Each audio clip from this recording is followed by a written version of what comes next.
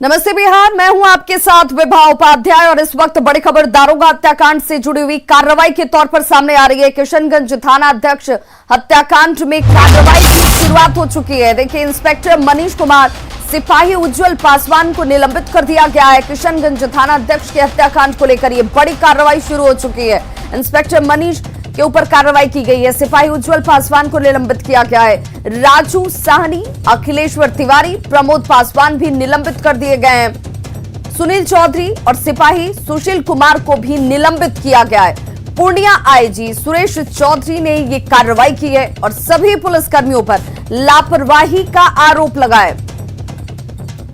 तो आपको बताते चलें कि परसों रात दारोगा की तरफ से जो जानकारी उन्हें हासिल हुई थी उसके बाबत वो बंगाल में इंफॉर्मेशन के साथ पहुंचे जहां पर कार्रवाई की जाती है, लेकिन वहां पर मॉब लिंचिंग के वो शिकार हुए, जिस बाबत 3 मुख्य आरोपियों को गिरफ्तार भी कर लिया गया। लेकिन कार्रवाई यहीं खत्म नहीं होती है। ये तमाम वो अधिकारियों के नाम हम आप तक पहुंचा रहे हैं जिनकी लापरवाही सामने आई है। पूर्णिया आईजी ने उनके ऊपर कार्रवाई की है। सभी पुलिसकर्मियों पर लापरवाही का आरोप लगा है। और सहयोगी प्रवीण हमारे साथ इस वक्त ज्यादा जानकारी के साथ फोन लाइन पर जुड़ गए हैं। प्रवीण, किस तरह की लापरवाही इन लोगों की तरफ से बरती गई जिसके बाद ये बड़ी कार्रवाई निलंबन के तौर पर सामने आई है? जी विभा, मैं बता दूं कि जो पूर्णिया प्रक्षेत्र के आईजी हैं सुरेश चौधरी, उन्होंने इस पर एक बड़ी कार्रवाई की है। जो वहां के किशनगंज के अंचल निरीक्षक यानी इंस्पेक्टर थे मनीष कुमार के अलावा 6 अन्य सिपाही सभी को निलंबित कर दिया गया है और उनको तत्काल प्रभाव से लाइन हाजिर कर दिया गया है। और जो निलंबन का आदेश जारी हुआ है उसमें स्पष्ट उल्लेख है कि अगर ये लोग सही तरीके से विवेकपूर्ण ढंग से काम करते तो शायद जो दरोगा है, जो थाना प्रभारी अश्विनी कुमार है, उनकी जान बचाई जा सकती थी। इस तरह की नौबत नहीं आती, लेकिन इन लोगों की लापरवाही के कारण उनकी जान गई, वो शहीद हो गए, वो मॉब लिंचिंग का शिकार हुए। अगर समय रहते ये अधिकारी और सिपाही कार्रवाई करते या कुछ विवेकपूर्ण निर्णय लेते तो शायद इस तरह की प्रवीण, घटना तो नहीं ये होती। माना जाए कि जिस टीम और जिस दलबल के साथ वहां पर अश्विनी पहुंचे हुए थे कार्रवाई करने के लिए, ये तमाम वो लोग हैं जो उस टीम का हिस्सा थे? जी बिल्कुल, सब जितने लोगों पे कार्रवाई हुई है वे सभी उस टीम का हिस्सा थे और वे लोग वहां से छोड़ के भाग गए। जिस टाइम में दरोगा को, थाना प्रभारी को घेर कर वो लोग पीट रहे थे, ये लोग सभी वहां से प्लॉट छोड़कर भाग गए, जिस कारण से ये हादसा हुआ। अगर ये लोग समय रहते वहां पर बचाने का प्रयास करते या कुछ भी इस तरह का काम करते तो शायद उनको बचाया जा सकता था, लेकिन इन लोगों के भाग जाने के कारण वो अकेला पड़ गए अश्विनी कुमार, और उन्हें लोगों ने घेर कर, जो मॉब था ये बताया गया है उसमें कि करीब 500 लोगों का मॉब था और उन लोगों ने घेर कर इसकी हत्या कर दी, जिस कारण से अश्विनी कुमार शहीद हो गए।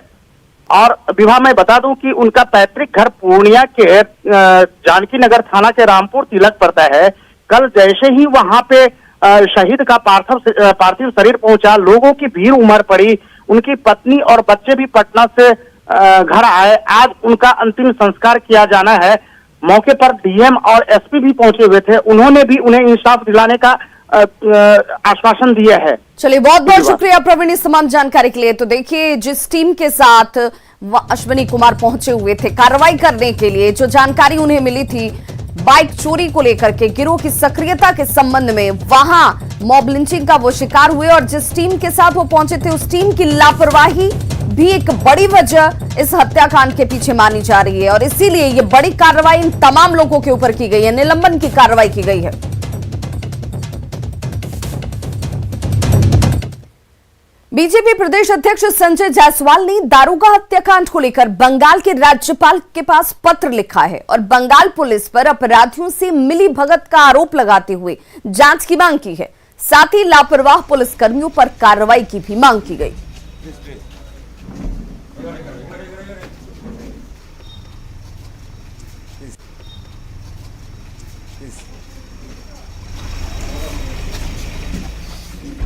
हम लोगों का स्पष्ट मानना है कि बंगाल पुलिस वहाँ के अपराधियों के साथ मिली हुई थी और बंगाल पुलिस के ही इशारे पर यह सारा हत्या का काम हुआ है।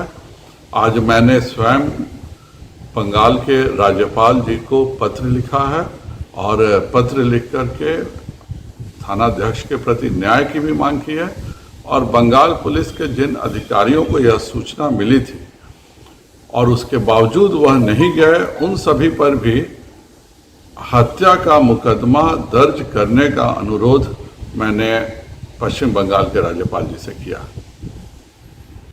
और अब बात टीकाकरण पर अच्छी खबर की। देश भर में आज से टीकाकरण उत्सव की शुरुआत की जा रही है। अधिक से अधिक लोगों को टीका देना इसका लक्ष्य तय किया गया है। देश भर में आज से इस टीकाकरण उत्सव की शुरुआत हो रही है और ज्यादा से ज्यादा लोगों को टीका देना इसका मकसद है, इसका लक्ष्य है। 11 से लेकर 14 अप्रैल ये वो तारीख है जहां ये उत्सव मनाए जाएंगे। 11 से लेकर 14 अप्रैल तक ये उत्सव चलता हुआ नजर आएगा और ज्यादा से ज्यादा लोगों को टीका दिया जाना है।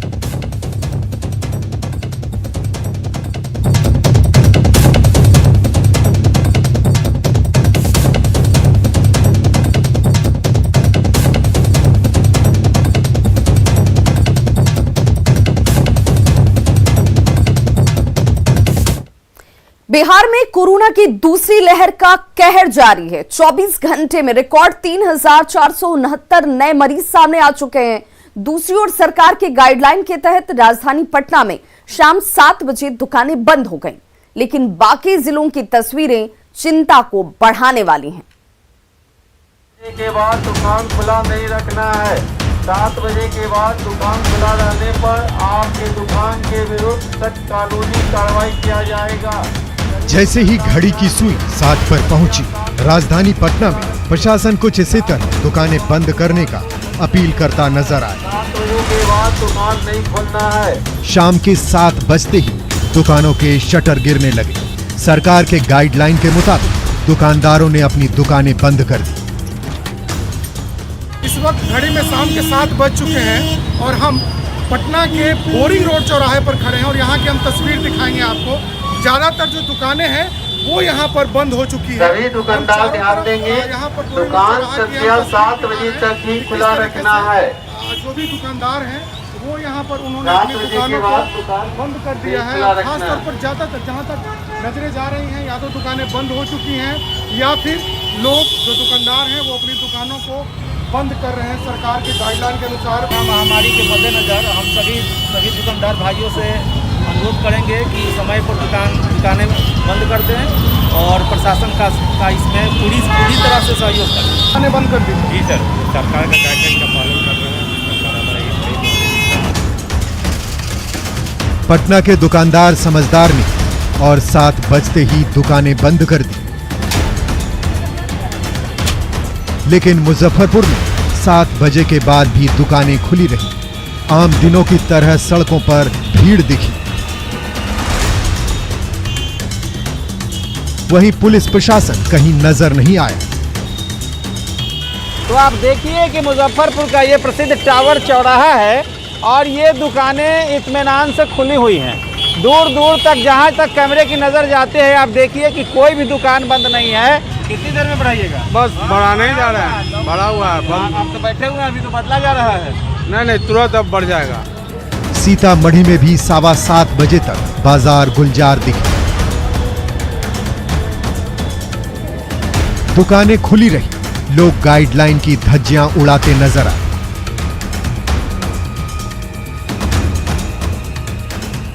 अभी 7:15 होने वाले हैं, लेकिन आप तस्वीर देख सकते हैं किस तरह के हालात है। जो सरकार के द्वारा गाइडलाइन जारी किया गया है, ठीक उसके विपरीत यहाँ के लोग अभी भी अपनी प्रतिष्ठानों को खोलकर बगावता दुकानदारी कर रहे हैं। हालांकि नई गाइडलाइन जारी होने के बाद पटना में पुलिस पहले से ज्यादा एक्टिव नजर आई। पटना के हर एक चौक चौराहों पर चेकिंग बढ़ा दी गई। मास्क नहीं पहनने वाले से जुर्माना वसूला जा रहा है। पटना के हर चौक चौराहे पर लोग नाकाबंदी करके जो लोग यहाँ से गाड़ियां से जा रहे हैं उनके मास्क की चेकिंग की जा रही है। कुछ लोग भी पकड़े गए हैं, उनको फाइन यानी जुर्माना वसूल किया जा रहा है। उन लोग को जागरूकता फैला रहे हैं और जो मास्क नहीं लगाए हुए हैं उसको दंडित किया जाता है। जुर्माना भी वसूला जा रहा है। जी हाँ, 50 रुपये। वायरस के बढ़ते वार ने पटना के इको पार्क को भी बेरंग कर दिया है। पार्क में सन्नाटा पसरा है, जिससे पार्क के बाहर फुटपाथ पर दुकान लगाने वाले दुकानदारों की चिंता बढ़ गई है। इको पार्क के पास आप देखिए कि सन्नाटा पसरा हुआ है और हर रोज सुबह से लेकर शाम तक यहाँ पर भीड़ देखने को मिलती थी, लेकिन देख सकते हैं कि जो विजिटर्स हैं वो बिल्कुल आ नहीं रहे हैं और पार्क के बाहर और अंदर बिल्कुल सन्नाटा पसरा हुआ है। बहुत ज़्यादा परेशानी है सर। अभी तो 5-7 रोज से पार्क में एक भी आदमी नहीं आ रहे हैं, आधा भी नहीं आ रहे। माल बना के लाते हैं, फिर नुकसान जाता है, उसको फेंकना ही पड़ता है। इधर कोरोना जांच को लेकर लापरवाही भी सामने आ रही है। पटना के LNJP, new Gardiner, Ashok hotel समेत कई अस्पतालों में 7 से 10 दिन तक की रिपोर्ट पेंडिंग है। करीब 7,000 सैंपल की रिपोर्ट पेंडिंग होने की खबर है। CR का रिपोर्ट लेना है। कब दिए थे आप? 5 तारीख को दिए। 5 को दिए थे? जी, रोज आ रहे हैं। बताया गया था कि 72 घंटा के बाद मिल जाएगा। बच्चा मेरा कॉलेज के गेट पे ढाबा में 3 दिन से रुका हुआ है, उसको एंट्री नहीं मिल रहा है और यहाँ रिपोर्ट नहीं मिल रहा है। रोज मैं दौड़ रहा हूँ। 48 घंटा में जनरली रिपोर्ट आ जाता है। समझिए। लेकिन अभी क्या परेशानी? अभी कुछ लोगों को रिपोर्ट नहीं मिल रही। लोग बोल रहे हैं कि हम चेक करवा रहे हैं, रिपोर्ट नहीं मिल रहा है। कहाँ भेजते हैं आप लोग सैंपल? हम लोग सब सैंपल RMRI जाता है।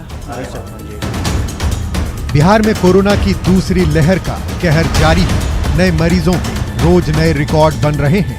पिछले 24 घंटे में 369 नए मामले सामने आए हैं। ऐसे में आपकी थोड़ी सी लापरवाही भारी पड़ सकती है।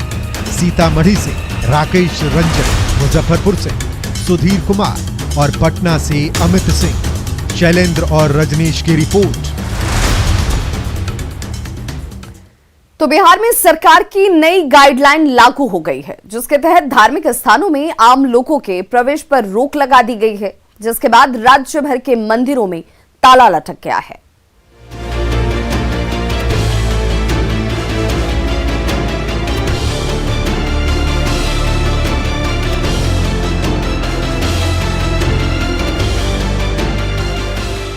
बिहार में कोरोना की दूसरी लहर पर नकेल कसने के लिए सरकार ने नई गाइडलाइन जारी की है, जिसके तहत 30 अप्रैल तक धार्मिक संस्थाएं आम लोगों के लिए बंद रहेंगे। सरकार के इस फैसले के बाद पटना के प्रसिद्ध महावीर मंदिर में सन्नाटा पसरा है। पटना का प्रसिद्ध महावीर मंदिर को भी अगले 30 अप्रैल तक के लिए बंद कर दिया गया। तस्वीरों में आप देख सकते हैं पटना महावीर मंदिर की यह तस्वीर है। कल तक यहाँ काफी चहल पहल थी, लेकिन आज बिल्कुल सन्नाटा पसरा हुआ है। जाहिर सी बात है, जिस तरीके से कोविड-19 को देखते हुए गाइडलाइन जारी किया गया है और प्रोटोकॉल निर्धारित कर दिया गया है, वैसे में अब महावीर मंदिर न्यास समिति ने महावीर मंदिर को राज्य सरकार के आदेशानुसार 30 अप्रैल तक बंद रखने का फैसला किया है। इस बार रामनवमी भी इसी 30 अप्रैल के अंदर ही पड़ जानी है। लिहाजा इस बार रामनवमी में लोग महावीर मंदिर में भगवान की आराधना नहीं कर सकेंगे। प्रसिद्ध महावीर मंदिर के साथ बेली रोड स्थित महावीर मंदिर भी आम लोगों के लिए बंद हो गया है, लेकिन लोगों की आस्था कम नहीं हुई है। श्रद्धालु मंदिर के बाहर से ही पूजा अर्चना कर रहे हैं। देख सकते हैं यहाँ पे जो श्रद्धालु हैं वो आकर के मंदिर में जो है पूजा अर्चना, जो गेट है वहीं पे माला चढ़ा करके जो है पूजा अर्चना कर रहे हैं, ध्यान कर रहे हैं, कामना कर रहे हैं भगवान से, प्रसाद भी चढ़ा रहे हैं। तो यहाँ पे जो है वो श्रद्धालुओं की जो अटूट आस्था है भगवान से। सरकार की नई गाइडलाइन आने के बाद बोधगया का महाबोधि मंदिर और विष्णुपद मंदिर का पट भी आम लोगों के लिए बंद हो गया है। ऐसे में बोधगया घूमने आए पर्यटकों में निराशा है। वही मंदिर को दिन भर में 4 बार सैनिटाइज किया जा रहा है। बंद किया जा सकता है और करना भी चाहिए, लेकिन एक प्लान वे में करना चाहिए। कुछ दिन पहले, 10 दिन पहले, 5 दिन पहले या 5 दिन पहले में बता दिया जाना चाहिए कि हाँ बंद हो रहा है, ताकि जो भी आएगा प्लान करके आएगा यहाँ पे। गुरुजी, ऐसा आदेश तो आया हुआ है, आज से लेकर 30 अप्रैल तक बंद ही रहेगा।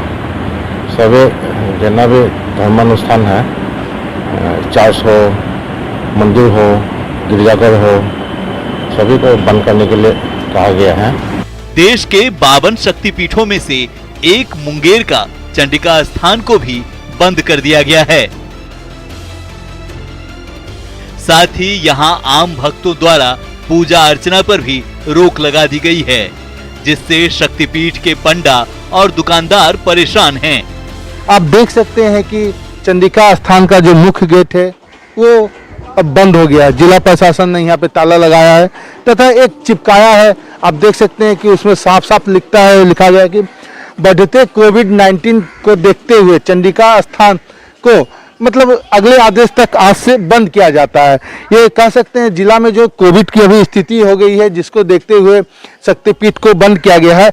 अगले यहाँ की बंदी में यहाँ के पंडा समाज और दुकानदार को काफी परेशानी का सामना करना पड़ा, भूखा पेट सोना पड़ा। मंदिर का लॉकडाउन था, सारा विधि मतलब की चरमाया हुआ था, भक्त लोग श्रद्धालु लोग आते थे। सरकार की नई गाइडलाइन लागू होने के बाद अब शाम 7 बजे तक ही दुकानें खुली रहेंगी। 18 अप्रैल तक स्कूल कॉलेज बंद रहेंगे। वहीं सरकारी और प्राइवेट ऑफिस में 33% कर्मचारी ही आएंगे। सिनेमा घर खुले रहेंगे, लेकिन सिर्फ कुल क्षमता के 50% लोगों को ही बैठने की इजाजत मिलेगी। रेस्टोरेंट और ढाबा शाम 7 बजे के बाद भी खुले रहेंगे, लेकिन कुल क्षमता का सिर्फ 25% लोगों को ही बिठाना होगा। गया से एलन लिली, मुंगेर से अरुण शर्मा के साथ पटना से संजय कुमार और अमित कुमार की रिपोर्ट, न्यूज़ 18। दरभंगा के डीएमसीएच में कोरोना से एक बुजुर्ग की मौत हो गई, लेकिन परिजनों ने शव लेने से इनकार कर दिया। ऐसे में कबीर संस्थान ने हिंदू रीति रिवाज से बुजुर्ग का दाह संस्कार कराया। बुजुर्ग के 3 बेटे हैं, लेकिन बताया जाता है कि अस्पताल में जैसे ही बुजुर्ग की मौत हुई, उसका बेटा अपना मोबाइल बंद कर यहां से फरार हो गया। उनके शव को लेने के लिए उनके घर के लोगों ने इनकार कर दिया, लिख कर दे दिया कि हम सब का दाह संस्कार नहीं करेंगे।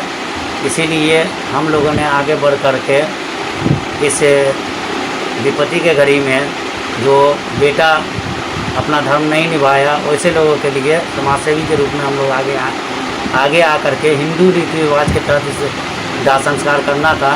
इसमें हिंदू लोगों का सपोर्ट लेकर के और अपना बारी सहयोग देते हुए हम लोगों ने उनका दाह संस्कार हिंदू रीति रिवाज के तहत करवाया। और ये कहना है कि कोरोना से डरने की जरूरत नहीं है। कुछ और खबरों के साथ जल्द होंगे वापस, बने रहिए हमारे साथ।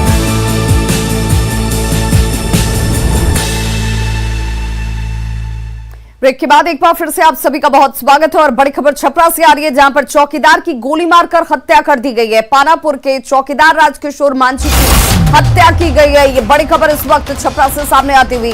चौकीदार को गोली मारी गई है। ड्यूटी जाने के दौरान चौकीदार के ऊपर फायरिंग की गई। हत्या के कारणों का हालांकि अब तक खुलासा नहीं हुआ है। हत्या के बाद लोगों ने जमकर हंगामा किया। पुलिस के साथ लोगों ने धक्का मुक्की भी की है। और सहयोगी संतोष गुप्ता हमारे साथ इस वक्त ज्यादा जानकारी के साथ फोन लाइन पर जुड़ गए हैं। संतोष, इस पूरे हत्याकांड के पीछे कोई वजह अब तक सामने आ पाई है? परिजनों ने किसी के ऊपर शक जाहिर किया है? देखिए, अभी तक कोई शक ऐसी बात सामने नहीं है। हालांकि परिजनों का कहना है कि पानापुर में काम करते थे, काम के दौरान कई बार इन्होंने शराब वराब पकड़ाने का काम किया था, तो कई तरह का शक जाहिर किए जा रहे हैं। लेकिन परिजनों ने अभी तक खुल के कोई बयान नहीं दिया। अभी पुलिस ने शव को पोस्टमार्टम में फिलहाल भेज दिया। मैं बता दूं कि कल रात ये पानापुर ड्यूटी ज्वाइन करने जा रहे थे। बाद में खबर आई कि रास्ते किनारे गिरे हुए हैं, और जब लोग वहां पहुंचे वहां पे तो वहां पे देखा कि उनके शरीर से काफी खून बह रहा था, काफी जख्म के निशान थे। लोगों ने कहा कि गोली मार करके हत्या की है। पुलिस को बुलाया गया। जब पुलिस वहां पहुंची तो पुलिस के सामने ही लोगों ने काफी हंगामा किया। लोगों ने काफी आरोप लगाए। सुरक्षा को लेकर वे लोगों ने काफी सवाल उठाए। हालांकि चूंकि ये खुद थाने के चौकीदार थे और इनकी हत्या हुई है, तो कहीं ना कहीं सिस्टम पे सवाल जरूर उठ रहे हैं। जो विधि व्यवस्था उसे लेकर सवाल जरूर खड़े हो रहे हैं। लेकिन लोगों में काफी आक्रोश देखा जा रहा है इस घटना के बाद। चलिए, बहुत बहुत शुक्रिया संतोष इस तमाम जानकारी के लिए। किशनगंज के देहलबाड़ी में कोचिंग सेंटर में आग लग गई और देखते ही देखते आग ने विकराल रूप ले लिया।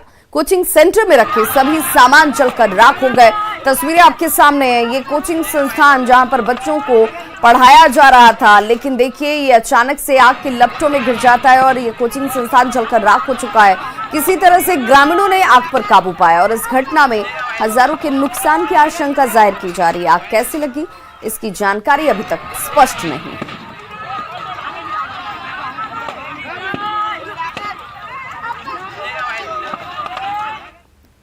जल संकट को दूर करने और जल संरक्षण के लिए सरकारी भवनों में रेन वाटर हार्वेस्टिंग की व्यवस्था अनिवार्य करने के निर्देश दिए गए हैं, लेकिन जमुई जिले के अधिकांश सरकारी भवनों में वर्षा जल संरक्षण के उपाय नहीं हैं।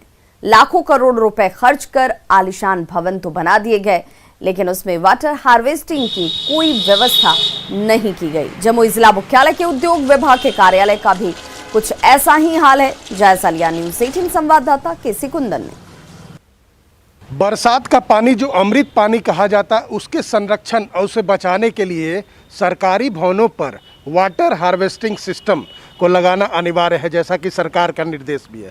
लेकिन जमुई में अधिकांश सरकारी कार्यालय है, वहाँ के अधिकारी वाटर हार्वेस्टिंग सिस्टम के निर्देश को नहीं मान रहे हैं। कहने का मतलब है ये जिला उद्योग केंद्र का ऑफिस है और यहाँ मैं दिखाना चाहूँगा एक तस्वीर कि वाटर हार्वेस्टिंग सिस्टम यहाँ पर है ही नहीं। यूँ कहिए कि पानी की बर्बादी होती है अमूमन।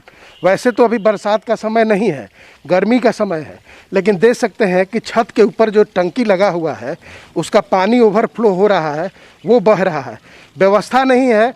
बरसात की पानी तो दूर, अभी गर्मी के दिन में जो पानी का टंकी है उसका पानी यहाँ पर गिर रहा है और देखिए ये पानी कहाँ जा रहा है। कहने का मतलब यहाँ पर कोई water harvesting, rain water harvesting system नहीं है कि अगर वर्षा जल होगा तो उसको बचाया जाए, उस पानी को उपयोग किया जाए। दूसरे के भी छत का जो पाइप है उसका भी स्थिति यही है। ये पूरी तरह से घोर लापरवाही और इसके लिए संबंधित लोगों की जिम्मेवारी को तहत में यहाँ के जिला पदाधिकारी के पास ये संज्ञान में जाए मैटर, और इसको लेकर के जो इसके जो ठेकेदार हैं, इसके जो सिस्टम है, यहाँ का और भी चीज़ों को आप देख सकते हैं कि स्थिति कितनी बदतर है। तो ये तो बर्बाद हो रहा है ना, अभी भी पानी बर्बाद हो रहा है। बर्बाद तो जब ज़्यादा ओवरफ्लो होता है थोड़ा होता है। अच्छा, ऐसे तो पानी टंकी में रहता है। वर्षा जल अगर पानी आएगा छत से तो कहाँ जाएगा? वो अभी वहाँ जाएगा हमारे पीछे। वहाँ कुछ बना नहीं है उसको रिजर्व करने के लिए? रिजर्व करने के लिए नहीं बना है। रिजर्व करने के लिए कुछ नहीं बना। और ऐसे में कहा जा सकता है कि ये कितनी लापरवाही हो रही है, जबकि गर्मी का दिन ये है। वैसे में कहा जा सकता है कि बारिश का पानी का संरक्षण के लिए कोई उपाय इन कार्यालयों में नहीं है, जबकि ये होने चाहिए थे। सरकार का निर्देश भी है। केसी कुंदन, न्यूज़ 18 जमुई। शेखपुरा मंडल कारा में बंद एक कैदी की तबीयत बिगड़ने पर सदर अस्पताल में उसे भर्ती कराया गया, जहां डॉक्टरों ने उसे पीएमसीएच रेफर कर दिया। लेकिन 18 घंटे बाद भी कैदी को पटना नहीं ले जाया जा रहा। दूसरी ओर कैदी की सुरक्षा में तैनात पुलिसकर्मी बेड पर सोते हुए नजर आए। देखिए तस्वीरें आपके सामने हैं और सच्चाई सब कुछ सामने नजर आ रही है। हालांकि जेल प्रशासन ने कहा है कि कैदी को पीएमसीएच भेजने की प्रक्रिया जारी है।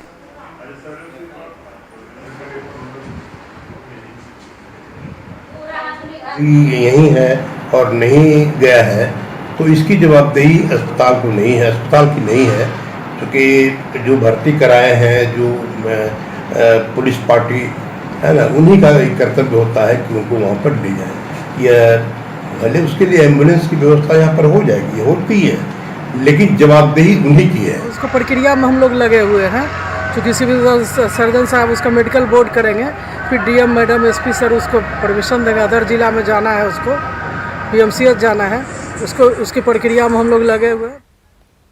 खबरों का सिलसिला लगातार जारी है। आप देखते रहिए न्यूज़ 18 बिहार झारखंड।